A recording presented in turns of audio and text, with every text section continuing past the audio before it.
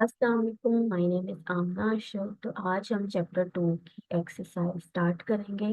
Exercise में सबसे पहले इसके हैं मल्टीपल चॉइस क्वेश्चन। तो आज हम सबसे पहले इसके एमसीक्यू स्टार्ट करते हैं। सबसे फर्स्ट एमसीक्यू देखिए कि the numerical ratio of displacement to distance is. उन्होंने कहा है कि जो डिस्प्लेसमेंट और डिस्टेंस की रेशियो है, ये इसको उसने कहा है कि कैसे रिलेटेड है। तो हमने ये इसका जो फर्स्ट ऑप्शन है वो देख लें, ऑलवेज लेस देन वन। अगर बी ऑप्शन देखते हैं तो ऑलवेज इक्वल टू वन है, और अगर सी ऑप्शन देखते हैं तो ऑलवेज ग्रेटर देन वन है। अगर डी ऑप्शन की तरफ आते हैं तो इक्वल टू और लेस देन वन है। तो इसका जो करेक्ट ऑप्शन है वो है डी। डी वाला ऑप्शन जो है हमारा करेक्ट है। क्यों करेक्ट है? तो इसका मतलब यहाँ पर ये है कि जो डिस्टेंस है और डिस्प्लेसमेंट है ना, ये दोनों चीजें सेम है। ठीक है, सम टाइम हम इसको इक्वल भी समझते हैं, और सम टाइम जो है वो हम इसको लेस देन भी कंसीडर कर लेते हैं इसकी। ठीक है, तो जो हमारा जो फर्स्ट ऑप्शन है उसका है डी करेक्ट आंसर। तो उसकी रीजन ये है कि डिस्टेंस हमें पता है, एक यहाँ जिस फॉर एग्जांपल हम देखें कि एक ये ए पॉइंट है और ये हमारा बी पॉइंट है। ठीक है, इनके दरमियान में ये हमारा हो गया डायरेक्ट जो है ना distance। और अगर हम इसके लिए कोई और रूट यूं और यूं यूज करेंगे, ये हमारा आ जाएगा डिस्प्लेसमेंट। ठीक है, तो ये दो चीजें जो हैं हमारे पास यहाँ पर आ जाएंगी। तो इसका करेक्ट ऑप्शन जो है वो है इक्वल टू और लेस देन वन। कि सम कंडीशन में ये एक जैसे भी होते हैं और सम कंडीशन में ये डिफरेंट भी होते हैं। ठीक है, इक्वल होते हैं। सेकंड, अगर हम बी ऑप्शन की बात करें, if a body does not change its position with respect to some fixed point, then it will be in a state of. अब उसने कहा है कि अगर कोई बॉडी जो है अपनी पोजीशन चेंज नहीं करती, ठीक है, एक जहां जिस पॉइंट पे खड़ी है उसी पॉइंट पे खड़ी है, ना कोई डिस्टेंस कवर कर रही है, ठीक है, तो it will be in a state of, हम कह सकते हैं कि वो मोशन में है, या ए ऑप्शन है रेस्ट में है, यूनिफॉर्म मोशन में है, वेरिएबल मोशन में है, वेरिएबल मोशन में है। तो हम इसमें क्या करेक्ट इसका आंसर होगा? इसका करेक्ट आंसर होगा रेस्ट। कि अगर कोई बॉडी जो है अपनी पोजीशन चेंज नहीं कर रही, तो हमें डेफिनेशन से भी किया हुआ है रेस्ट की डेफिनेशन, कि अगर अपनी सराउंडिंग के रिस्पेक्ट में अपनी पोजीशन चेंज नहीं करती तो वो बॉडी क्या है? At rest. तो उसका जो करेक्ट ऑप्शन आ जाता है हमारा आ जाता है रेस्ट। नेक्स्ट हम सी थर्ड एमसीक्यू की तरफ चलते हैं। थर्ड एमसीक्यू रीड करें। A bar is drop from top of tower. किसी भी टॉवर से उसने कहा है बॉल को हमने जो है वो नीचे फेंका है। ठीक है, उसने एक डिस्टेंस कवर किया है। समझ ले कि यहाँ से हमने एक बॉल को नीचे ग्राउंड में फेंक दिया, ये टॉवर है, यहाँ से हमने नीचे उसको फेंका है। यहाँ से लेके यहाँ तक उसने जो डिस्टेंस कवर किया है वो हमने, उसने कहा है कि ये इसने वन फर्स्ट सेकंड में, यानी कि एक सेकंड के अंदर उसने जो है ना वो डिस्टेंस ये कवर किया है। ठीक है, तो टाइम उसने हमें दे दिया है, और उसने बता दिया कि बॉल को जब हमने ड्रॉप किया तो उस वक्त उसकी इनिशियल वेलोसिटी जो है हमें पता है वो क्या होगी, वी आई जो है। उस वक्त जब हम किसी भी चीज को किसी भी ऊंचाई से नीचे फेंकते हैं तो उस वक्त उसकी इनिशियल क्या होती है? जीरो होती है। हमारे पास इनिशियल वेलोसिटी इसकी जीरो है। ठीक है, और उसके बाद हमारे पास टाइम उसने दे दिया है। टाइम हमारे पास क्या है उसका? फर्स्ट सेकंड, यानी कि फर्स्ट सेकंड यानी कि एक सेकंड उसका हमारे पास क्या है? टाइम आ गया। ठीक है, तो ये दो चीजें दी हैं, और उसने उसने वहां क्या कहा है कि इसका डिस्टेंस कितना कवर किया है ये आपने बताना है। तो इस सिचुएशन को देखते हुए जहाँ हमारे पास टाइम है और वी इनिशियल है, तो हमारे पास आ जाती है ये, हम कौन सी इक्वेशन यूज करेंगे इसके अंदर? तो मैं इक्वेशंस को आपको दिखाती हूँ कौन सी इक्वेशन इसमें यूज होगी। फॉर एग्जाम्पल अभी हमने की पॉइंट के ऊपर कुछ इक्वेशंस की हैं, जैसे कि ये वाली इक्वेशन देखें आप, ये वाली सेकेंड इक्वेशन।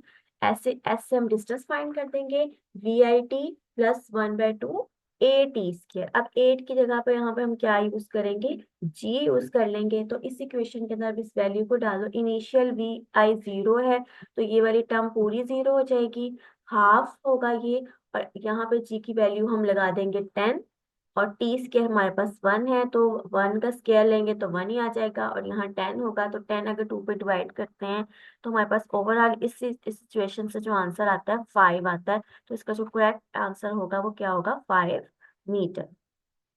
कि उसने इतना डिस्टेंस कवर जो है वो किया है। 1 सेकेंड में, फर्स्ट सेकेंड में।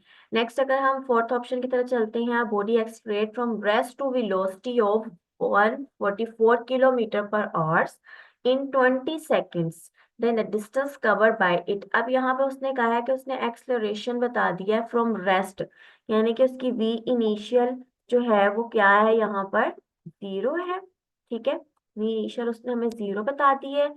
और उसने कहा है कि जब उसकी फाइनल वेलोसिटी आई है वो है 144, ये हमारी फाइनल वेलोसिटी है। ठीक है, फाइनल वेलोसिटी हमारे पास क्या आ गई, ये हमारी फाइनल वेलोसिटी है। इसने किलोमीटर पर आवर्स में दी है, तो हम इसको चेंज करेंगे मीटर पर सेकंड के अंदर, और टाइम उसने ये हमें उसने टाइम दे दिया है। ठीक है, तो यहाँ हमारे पास टाइम भी आ गया, इनिशियल और फाइनल वेलोसिटी भी पता है, अब हमने इसका डिस्टेंस बता देना है। अब इसके अंदर कौन सी इक्वेशन यूज होगी, ठीक है, तो इसके अंदर जो है सबसे पहले तो हम इसको 144 को कन्वर्ट कर देंगे मीटर पर सेकंड में। तो हम क्या करते थे, किलो का हमारे पास क्या आता है यहाँ पे, 1000। ठीक है, किलो का हम यहाँ लगा देते हैं 1000। ठीक है, और उसके बाद पर आवर्स के लिए हम यूज करते हैं 60 मिनट, 60 सेकेंड और 24, 24 घंटे। तो उन तीनों चीजों को मल्टीप्लाई करने से हमारे पास पर आवर का जाता है 3600। तो जब हमने किसी भी वेलोसिटी को किलोमीटर पर आवर से मीटर पर सेकंड में कन्वर्ट करना है, तो हम ये वाली मेथड जो है वो यूज करेंगे। इससे मल्टीप्लाई करने से हमारी जो वेलोसिटी है वो आ जाती है। आप जब कैलकुलेटर से इसको करेंगे तो ये आ जाएगी 40। ठीक है, तो यानी कि अब हमारी वेलोसिटी जो है वो मीटर पर सेकंड में कन्वर्ट होगी। अब हमने ये यूज करनी है। अब हमारे पास वेलोसिटी इनिशियल आ गई, फाइनल आ गई, और हमारे पास टाइम है 20 सेकेंड। तो अब हमने इन चीजों को देखते हुए अपना डिस्टेंस फाइंड करना है। तो सबसे पहले यहाँ पर कौन सी इक्वेशन यूज होगी, यहाँ पर हम यूज करेंगे, अब यहाँ ये चीज देखें, अब यहाँ हम कौन सी इक्वेशन यूज करेंगे, यहाँ पे यूज होगी हमारी थर्ड इक्वेशन। थर्ड इक्वेशन देखिए हमारे पास क्या थी, 2as, ठीक है, 2as bf square minus bi square. अब यहाँ देखिए हमारे पास 2 और ए, डिस्टेंस हमने फाइंड करना है। तो अब ए की जगह पे हम क्या लगाएंगे, हमारे पास इनिशियल भी है और फाइनल भी है, तो पहले हम ए फाइंड कर लेंगे। ए का कैसे फाइंड कर सकते हैं, हम ये वाली इक्वेशन पहले यूज करेंगे, फर्स्ट इक्वेशन। फिर हम यहाँ पर लगाएंगे 1, यहाँ पे 40 लगाएंगे, और यहाँ भी इनिशियल हमारी 0 होगी। ठीक है, और टाइम हमारे पास क्या है यहाँ पर, फॉर एग्जाम्पल सिंपल हम एक्सलरेशन का भी अगर फॉर्मूला लगाएं, जो कि ये है, ये देखिए एक्सलरेशन का फार्मूला, जिसमें हम वी एफ माइनस वी आई करते थे। ठीक है, ये हमारे पास वी आई था और ये वी एफ, और डिवाइडेड बाय हम इसको, ठीक है, तो एक्सलेशन का फार्मूला किया, हम यहाँ से इसकी एक्सलेशन किया, यहाँ 20 आएगा, ये हमारे पास 40 है और ये 0 है, तो 40/20 हमारे पास जो वैल्यू आती है वो हमारी आ जाएगा एक्सलेशन। उसके बाद हम एक्सलेशन की वैल्यू अगर इसमें पुट करते हैं यहाँ पर, ठीक है, और उसके बाद अगर देखा जाए तो 2as इसके नीचे डिवाइड हो जाएगा। ठीक है, और यहाँ पे सिंपल एस रह जाएगा, और हम इस तरीके से जो है ना वी एफ की वैल्यू लगाएंगे, जो कि 40 है, वी इनिशियल 0 है, डिवाइडेड बाय 2a हमारे पास आ जाएगा इस इक्वेशन से। तो हम लगाकर जो है यहाँ पे डिस्टेंस फाइंड कर देंगे। ठीक है, इस तरीके से हमारा ये क्वेश्चन सोल्व होगा, और इसका जो करेक्ट आंसर आता है वो है हमारे पास 400। ठीक है, तो इसका आप ऐसे कैलकुलेट करेंगे तो ये आ जाएगा। यानी कि इसके अंदर हमारे पास फर्स्ट और थर्ड इक्वेशन यूज हो रही है। अगर इस न्यूमेरिकल में देखें तो यहाँ पे हमारे पास सेकेंड इक्वेशन। नेक्स्ट हम चलते हैं फिफ्थ एमसीक्यूज की तरफ। A body is moving with constant acceleration starting from rest. अब उसने कांस्टेंट एक्सेलरेशन से एक बॉडी जो है वो मूव कर रही है, और उसने स्टार्ट किया है रेस्ट से, यानी कि इनिशियल उसकी है 0। It cover a distance S in 4 second. अब उसने 4 सेकेंड के अंदर एस डिस्टेंस कवर किया है। How much time does it take to cover 1/4 of the distance. अगर वो एस डिस्टेंस कवर कर रही है और उसका चौथा हिस्सा उसने कितने टाइम में कवर किया वो बताएंगे। तो आप खुद सोचें कि चार, टोटल हमारे पास 4 सेकंड है। ठीक है, अगर इसका पहला हिस्सा हम लेते हैं तो 1/2, ठीक है, 1/3। अब उसने चौथा हिस्सा बोला है इसका, तो हम सिंपली हमारे पास टाइम जो है हम उसको 2 पे डिवाइड कर देंगे, तो 1/4 हमारे पास जो है वो आ जाएगा, 4 है। तो ये डिवाइड देखिए, फोर्थ को हम इसके 1/4 बनाना चाह रहे हैं तो हमारे पास टोटल टाइम 4 सेकेंड है। अगर हम इसे 2 पे डिवाइड करते हैं तो हमारे पास टोटल टाइम क्या आ जाएगा, 2 सेकेंड्स। तो जो हमारा आधा यानी कि 1/4 हिस्सा है वो पहले कितने टाइम में कवर होगा, 2 सेकेंड में, और बाकी जो है वो बाकी सेकेंड्स में कवर हो जाएगा। नेक्स्ट हम चलते हैं 6 MCQ की तरफ। Displacement time graph of two object A and B are shown in figure.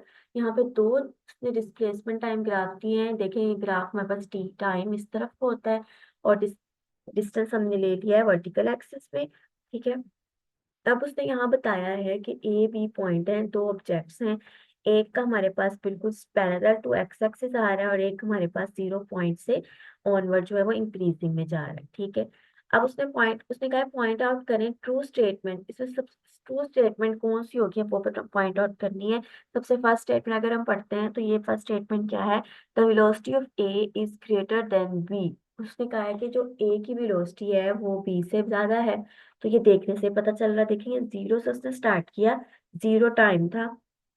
Time गुजरने के बाद उसकी स्पीड जो है उसने उसकी इंक्रीज करती जा रही है। ये उसने डिस्टेंस कवर किया है आहिस्ता आहिस्ता और ये स्पीड उसकी इंक्रीज करती जा रही है और ये इसकी इस पॉइंट तक चल रही है। फॉर एग्जाम्पल वो 0 से स्टार्ट हुआ और 0 से जाके वो 50 तक पहुंच गया है, तो इसकी स्पीड जो है वो इंक्रीज हो रही है, ठीक है। आप उसके बाद देखें, अगर हम बी देखते हैं तो बी पे वो 0 से स्टार्ट किया है लेकिन स्टिल उसकी इंक्रीज नहीं करी, यानी कि डायरेक्ट वो कहाँ है, फॉर एग्जांपल ये 40 है हमारा, तो वो 40 पे ही कांस्टेंट है, वो यहाँ से आगे कहीं भी मूव नहीं कर रहा। तो ये वही केस हो गया कि जब कोई भी बॉडी स्टिल एक ही स्पीड से मूव कर रही हो तो वो हम उसे कह देते हैं कि वो कांस्टेंट स्पीड से मूव कर रही है, ठीक है। तो वो कांस्टेंट स्पीड होने की वजह से हमारे पास जो वेलोसिटी ऑफ ए है वो ग्रेटर देन है बी से, ठीक है। नेक्स्ट अगर बी ऑप्शन देखते हैं तो उसने कहा velocity of A is less than, तो ये एक तो गलत ऑप्शन है कि ये velocity of A less than नहीं है। अगर हम सी पे देखते हैं तो velocity of A equal to, ना ही ये इक्वल है, ठीक है। अगर हम डी ऑप्शन देखते हैं तो ग्राफ गिव नो इन्फॉर्मेशन, ऐसा कुछ भी नहीं है। तो ये जो तीनों नीचे वाले ऑप्शन है ये दोनों तीनों गलत है। जो करेक्ट ऑप्शन हमारे पास आ रहा है वो फर्स्ट वाला है कि वेलोसिटी जो है ए की वो ग्रेटर देन है बी से। नेक्स्ट अगर हम 2.7 एमसीक्यू की तरफ चलते हैं, the area under speed time graph is numerically equal to. ये हमने स्पीड टाइम ग्राफ वाले क्वेश्चन के अंदर हमने किया था कि जो हमारा टोटल एरिया होता है, जैसे समझें कि हमारा स्पीड टाइम ग्राफ है, जितना एरिया इसके अंदर कवर होगा वो किस चीज के इक्वल होगा, उसकी वेलोसिटी के, यूनिफॉर्म वेलोसिटी के, एक्सेलरेशन के, या डिस्टेंस। जब हम स्पीड टाइम ग्राफ की बात करेंगे तो वो इक्वल होगा उसकी डिस्टेंस पे कि उसने कितना डिस्टेंस कवर किया है, ठीक है। यहाँ डी ऑप्शन इसका जो है वो करेक्ट है। नेक्स्ट अगर हम चलते हैं ग्रेडियंट, अब उसने बात की है gradient of speed time graph. तो जो ग्रेडियंट है वो हमें क्या बताता है, एक्सलरेशन बताता है, जबकि स्पीड टाइम ग्राफ हमें क्या बताता है, डिस्टेंस कितना कवर किया है उसने। उसने एरिया जो अंडर ग्राफ आ रहा है वो कितना, उसने कितना डिस्टेंस कवर किया है। लेकिन अगर हम स्पीड टाइम बात करते हैं तो वो आता है हमारे पास एक्सलरेशन, ठीक है। तो यहाँ पे जो इसका करेक्ट ऑप्शन आएगा वो हो जाएगा एक्सेलरेशन। नेक्स्ट हम चलते हैं 9 की तरफ। अब यहाँ उसने ग्रेडियंट डिस्टेंस टाइम ग्राफ बोला है। जब स्पीड टाइम ग्राफ है तो वहाँ एक्सेलरेशन कवर होगा, और जब distance gradient of distance time graph है तो वहाँ स्पीड कवर होती है, ठीक है। ये एमसीक्यूज ना उन्होंने उनकी स्टेटमेंट से बनाया, जब हमने ग्राफ कर किए थे ना उसी के अंदर जो है ना उनकी लास्ट पे एक कंक्लूजन दिया हुआ था, समरी दी हुई थी, तो ये वहां से उन्होंने उठाए एमसीक्यूज, ठीक है। स्टेटमेंट एमसीक्यू लिए। नेक्स्ट अगर हम लास्ट एमसीक्यू की तरफ चलते हैं, उसमें लिखा हुआ है car accelerate uniformly from 80 to 5 kilometre per hours at T. Starting इसका टाइम 0 था, उस वक्त उस कार ने एक्सलेट करना स्टार्ट किया, तो वो स्टार्टिंग जब पॉइंट टाइम 0 था लेकिन उसका उसने डिस्टेंस कितना कवर किया, ठीक है। यानी कि उसकी वेलोसिटी कितनी थी, 80 थी, और उसके बाद टाइम उसकी वेलोसिटी इतनी हो गई और उसका टाइम उस वक्त ये हो गया। देखिए उसका टाइम के साथ साथ वेलोसिटी में चेंज आ रहा है, ठीक है। तो कौन सा ग्राफ ग्राफ जो है वो बेस्ट हमें शो कर रहा है। अगर हम ये देखें तो ये 0 से स्टार्ट हो रही है और आहिस्ता आहिस्ता इंक्रीज कर रही है। अगर हम इस ग्राफ को देखें तो ये डायरेक्टली फॉर एग्जांपल 10-20 से स्टार्ट हो रही है और इंक्रीज कर रहा है। अगर इस ग्राफ को देखें तो ये इंक्रीज डायरेक्ट इंक्रीज हुई और फिर डिक्रीज हो गई, लेकिन वैल्यू यहाँ देखी जाए तो ये डायरेक्ट इंक्रीज भी हुई है और कंटिन्यूसली इंक्रीज होती जा रही है। तो ये जीरो टाइम उस वक्त हमारा जीरो था, ठीक है, टाइम जीरो देखेंगे, टाइम एक्सिस में टाइम जीरो, जबकि इधर वेलोसिटी स्पीड में देखेंगे हमारे पास 80। वो यहाँ से स्टार्ट हुई और ये थोड़ी कर्व शेप में अपवर्ड डायरेक्शन में आएगा, तो इसका फर्स्ट जो है ना वो हमारा, इसके अंदर कौन सा जो है वो ग्राफ बेटर आएगा। देखिए ये टाइम हमारे पास जीरो है, ठीक है, और उसके बाद वो 80 से डायरेक्ट कहाँ चलेगी है 113 पे। तो इनमें से कौन सा करेक्ट आ रहा है, ये ये डायरेक्ट हमारा जीरो है लेकिन ये उससे कम है, तो बेस्ट जो है हमारे पास सी लग रहा है। सी क्यों बेस्ट है, क्योंकि ये देखिए जीरो हमारा टाइम है और उस वक्त हमारी स्पीड जो है वो 80 है, उस पर कुछ देर के बाद वो इंक्रीज होती जाती है, तो ये हमारे पास 113 तक पहुंच जाती है। ग्राफ बिल्कुल ऐसा ही है जैसा हमने एक स्पीड टाइम ग्राफ के अंदर एक हमने ग्राफ किया था, लास्ट वाला ग्राफ, उसके अंदर जो है सेकंड लास्ट वाला ग्राफ था, जिसके अंदर मैं आपको दिखाती भी हूँ कि हमने कौन से वाले ग्राफ की मैं बात कर रही हूँ। अगर हम यहाँ से देखते हैं तो ये हमारा ग्राफ आ रहा है, ये वाला स्पीड टाइम ग्राफ के अंदर, ये स्पीड टाइम ग्राफ की बात होती है ये, और उससे ऊपर अगर हम जाएं, एक ग्राफ की हमने बात, ये देखते ये डिस्टेंस टाइम ग्राफ था, ये बिल्कुल इस शेप में हमारे पास है कि हमारा जीरो पॉइंट पर वो क्या हो रही है, इंक्रीज हो रही है, ये देखिए जीरो पे जीरो और उसके बाद वन पे इंक्रीज, ये इस तरह का कुछ ग्राफ है हमारा, तो ये उससे रिलेट किया गया है। ठीक है, यहाँ तक हमारे हो जाते हैं एमसीक्यूज। तो नेक्स्ट लेक्चर के अंदर जो है हम इसके शॉर्ट क्वेश्चन स्टार्ट करेंगे। ठीक है, यहाँ तक इसके एमसीक्यूज हो जाते हैं। अगर हम नेक्स्ट की बात करते हैं तो नेक्स्ट में हम इसके शॉर्ट क्वेश्चन स्टार्ट करते हैं।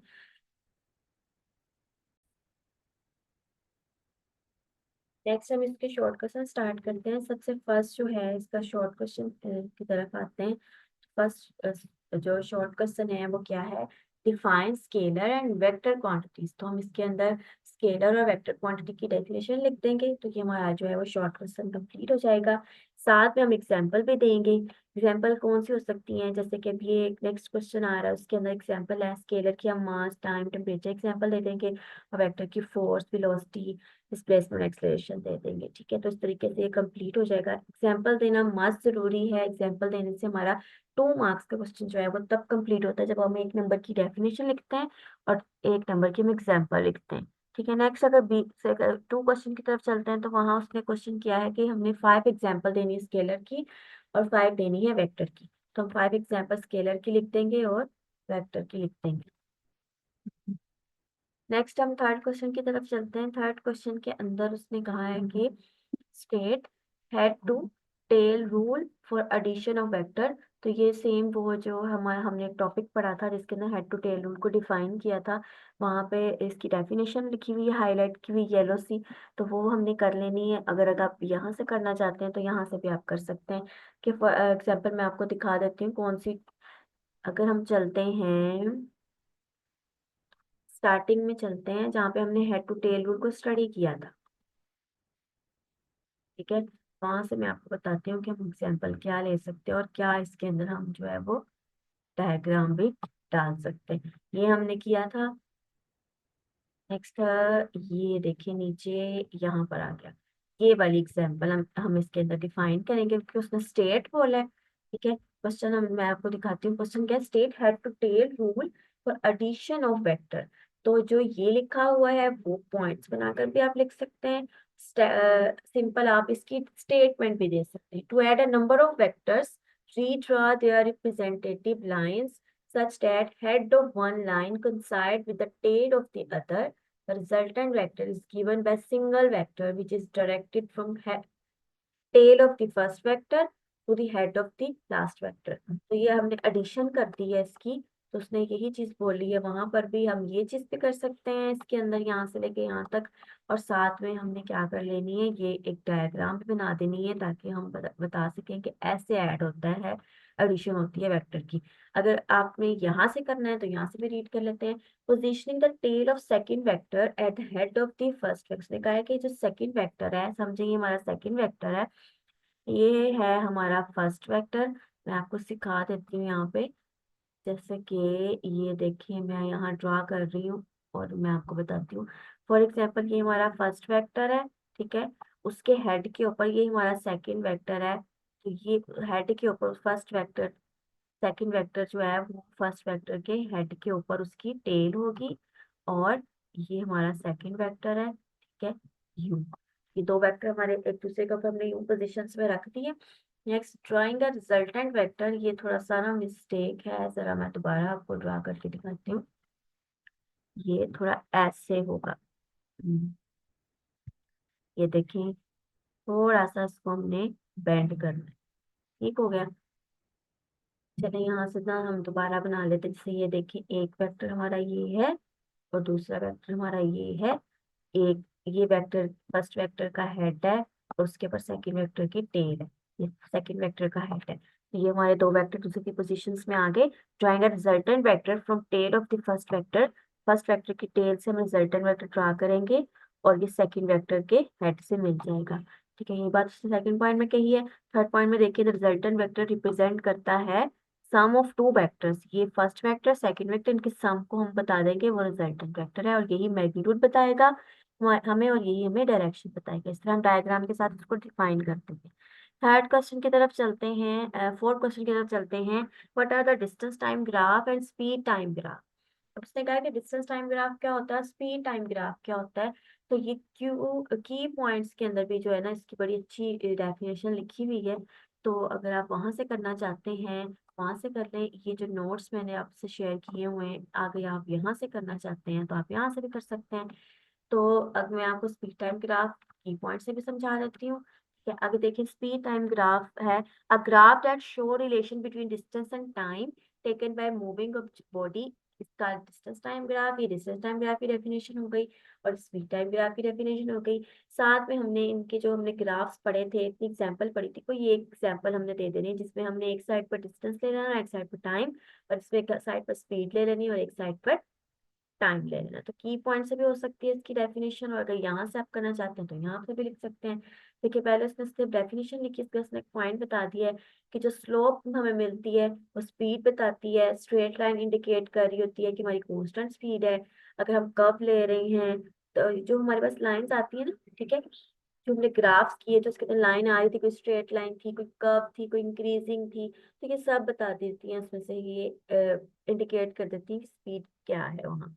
अगर हम डिस्टेंस टाइम ग्राफ की बात करते हैं, उसकी डेफिनेशन है ऐसी, जो उसके अंदर जो जो एरिया आएगा वो हमें कवर कर देगा कि वो डिस्टेंस है या फिर टाइम कवर हो रहा है।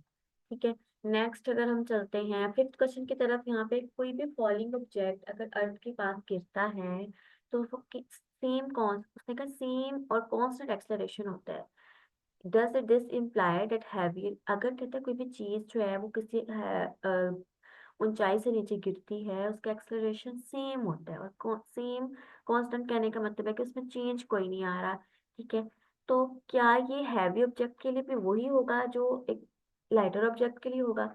एक वजनी इंसान के लिए, बॉडी के लिए भी वही होगी इसकी वैल्यू, या डिफरेंट होगी?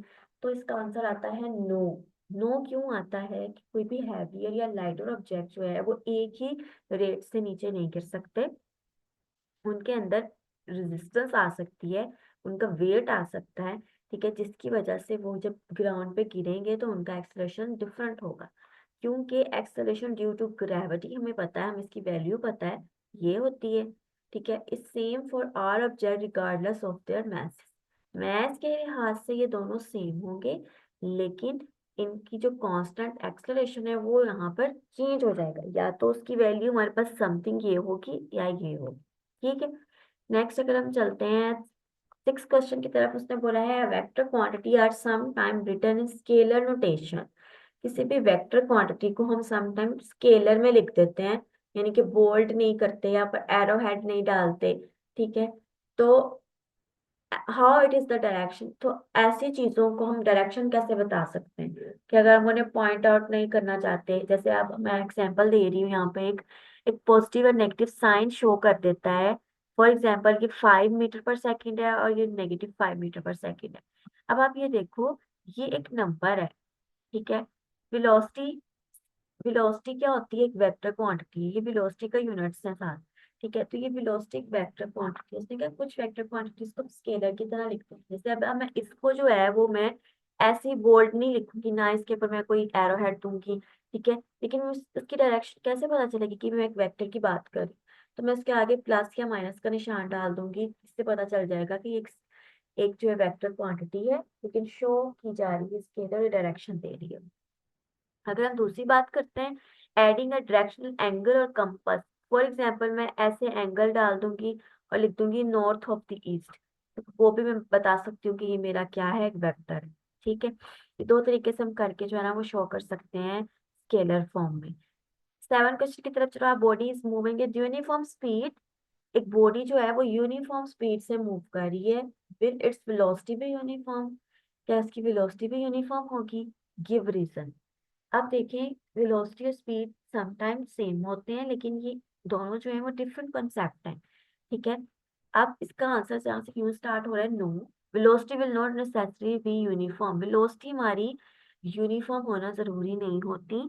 ठीक है, इसके रीजन उसने क्या दी है, वेलोसिटी एक वेक्टर क्वांटिटी है जो कि मैग्नीट्यूड और डायरेक्शन दोनों पर डिपेंड करती है। मैग्नीट्यूड हमारी होती है स्पीड, कि 50 की स्पीड से मूव कर रही है गाड़ी, 60 की स्पीड से मूव, ये मैग्नीट्यूड में रहता है। डायरेक्शन वो राइट जा रही है, लेफ्ट जा रही है, नॉर्थ जा रही है, साउथ जा रही है, तो ये वहां पे आ जाता है। If a body change its direction, अगर उसकी डायरेक्शन बदल रही है, ठीक है, लेकिन स्पीड उसकी वही रह रही है, तो इसका मतलब है कि वो यूनिफॉर्म स्पीड से मूव कर रही है, लेकिन वेलोसिटी जो है वो उसकी यूनिफॉर्म नहीं है। ठीक है, if a body change its direction while maintaining the same speed, for example moving in a circular path, एक सर्कुलर पाथ में गाड़ी मूव कर रही है, उसकी डायरेक्शन बदल रही है, ठीक है, लेकिन स्पीड उसकी सेम रहेगी। The velocity will change due to change in direction. Velocity, speed जो होती है हमारे पास, वो किसी भी चीज की डायरेक्शन में चेंज होने को कहती है, जबकि वेलोसिटी जो है वो उसकी डायरेक्शन में चेंज आना को कहती है। अब उसने यहाँ कहा है कि वेलोसिटी एक वेक्टर क्वांटिटी है, वो दोनों चीजों पर डिपेंड करती है, इसकी स्पीड पे भी और डायरेक्शन पे, यानी मैग्नीट्यूड पे भी डायरेक्शन पे भी। अगर बॉडी जो है वो अपनी डायरेक्शन चेंज कर रही है तो उसके पास सेम स्पीड होगी, ठीक है, लेकिन वेलोसिटी उसकी यूनिफॉर्म नहीं होगी, क्योंकि वेलोसिटी जो है वो डायरेक्शन के साथ बदलती रहती है। ठीक है, अब एक और क्वेश्चन उसने पूछा है कि it is possible for a body to have acceleration while moving with it. अब उसने दो कंडीशन बताई है कि उसके अंदर बॉडी के पास एक्सेलरेशन होगा जब वो मूव कर रही है। एक कांस्टेंट वेलोसिटी कंडीशन है, एक कांस्टेंट स्पीड की कंडीशन। अब देखिए, नो, फर्स्ट उसने कहा नो। क्यों नो कहा है? A body can not have acceleration if it's moving with constant velocity, because देखिए वेलोसिटी होती है कि उसकी डायरेक्शन भी चेंज हो साथ साथ। ठीक है, एक्सेलरेशन होता है चेंज इन वेलोसिटी। एक्सेलरेशन जो है वो चेंज इन वेलोसिटी है। जब वेलोसिटी उसकी कांस्टेंट है, उसमें कोई वैल्यू में चेंज नहीं आ रहा, वो स्टिल एक ही वैल्यू से चलती जा रही है, तो एक्सेलरेशन चेंज कैसे होगा? तो कांस्टेंट वेलोसिटी के ऊपर एक्सेलरेशन भी हमारा क्या होगा, कांस्टेंट होगा वहां पर, क्योंकि एक्सेलरेशन जो है चेंज आता है वेलोसिटी में, यानी कि डायरेक्शन और मैग्नीट्यूड दोनों में चेंज होगा तो वो एक्सेलरेशन लेगा। ठीक है, तो कांस्टेंट वेलोसिटी के लिए पॉसिबल नहीं है कि उसके पास एक्सेलरेशन हो, उस वक्त बॉडी के पास एक्सेलरेशन नहीं होगा। अगर हम कांस्टेंट स्पीड की बात करते हैं तो यस, क्योंकि स्पीड जस्ट हमें वैल्यू बताती है, इसके अंदर डायरेक्शन का बदलना जरूरी नहीं होता। जैसा body have acceleration while moving with constant speed. अब देखें, एक एक बॉडी है, कांस्टेंट स्पीड से मूव कर रही है, ठीक है, कांस्टेंट स्पीड का मतलब है कि वो अपनी डायरेक्शन बदल रही है या उसकी स्पीड स्टिल है। ठीक है, if it change, if it changes direction, यानी कि वो एक सर्कुलर पाथ में मूव भी कर रही है लेकिन अपनी डायरेक्शन चेंज करती जा रही है, तो उस वक्त उसके पास जो एक्सेलरेशन कौन सा होगा, उसके पास एक्सेलरेशन होगा क्योंकि उसकी डायरेक्शन बदल रही है, वो उसकी स्पीड सेम कांस्टेंट है, ठीक है, लेकिन डायरेक्शन हर पॉइंट पे उसकी चेंज होती जा रही है। वो सेंटीमीटर एक्सेलरेशन वहां एग्जिस्ट करता है, क्योंकि सर्कुलर फॉर्म में हमारा सेंटीमीटर एक्सेलरेशन कवर हो रहा है। लेकिन यहाँ अगर इस कंडीशन की बात करते हैं तो यहाँ पे वो स्टील जो है वो कांस्टेंट वेलोसिटी से मूव कर रही है, क्योंकि वेलोसिटी के अंदर चेंज आएगा तो एक्सेलरेशन होगा। यहाँ से यहाँ कोई भी बॉडी मूव कर रही है तो ये इसका, यहाँ से वो यहाँ से उठ के यहाँ गई है तो उसके अंदर वेलोसिटी में चेंज आया है। ठीक है, तो इस वजह से हम कह सकते हैं कि अगर हमारे पास कांस्टेंट वेलोसिटी है तो वहाँ एक्सेलरेशन नहीं होगा, लेकिन कांस्टेंट स्पीड है तो वहाँ एक्सेलरेशन होगा। ठीक है, तो यहाँ तक हमारे हो जाते हैं एमसीक्यूज भी और शॉर्ट क्वेश्चन भी कंप्लीट। तो यहाँ तक कंप्लीट हो गया, उसके बाद नेक्स्ट हम नेक्स्ट लेक्चर में जो है इसके कंस्ट्रक्टिव रिस्पॉन्स क्वेश्चन करेंगे तब तक के लिए अल्लाह।